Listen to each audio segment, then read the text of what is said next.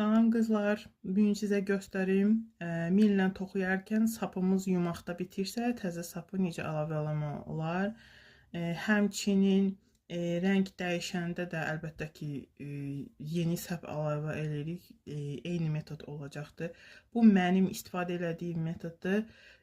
Əlbəttə ki, bunu mən icad eləməmişim. Bunu bütün dünya istifadə eləyir, amma ola bilər ki, cüzi bir şey momentdə bunu ancaq mən eləyirəm belə. Deməli, baxın. Tutalım ki, toxuduq. Hər nə qədər bu. Məsələn, sapımız bitir. Deməli, əvvəla sap sürüşkəndirsə, bu qalacaq ucu uzun saxlamağa məsləhət görürüm. 20 sm ən azı. Əsas da qalın sapdırsa.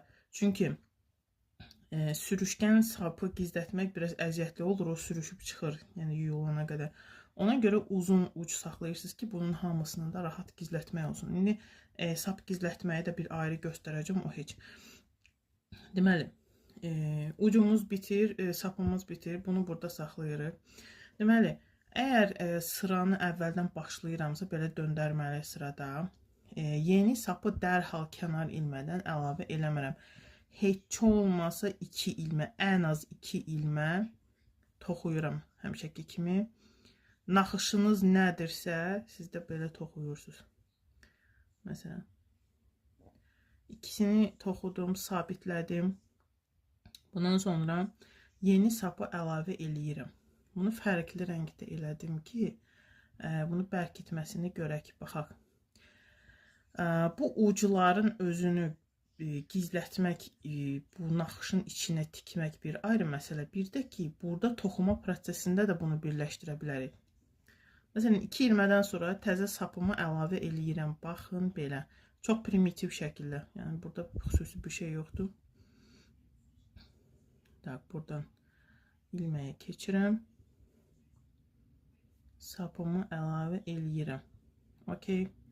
Bu sizdə yəni eyni rəngdə olmuş ola bilər. Mən sadəcə fərqli rəng seçdim ki, indi fərq görsənsin.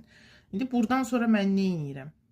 Deməli, baxın, bu sapı lap da belə sabitləmək üçün növbəti 3-4 ilmədə bir dənə təzə sapın ucundan toxuyacağım, bir dənə köhnə sapın ucundan. Məsələn, burada yeni sapdan toxudum. İndi götürürəm köhnə sapın bu bitmiş ucundan, bitən ucundan. Deməli, növbəti buna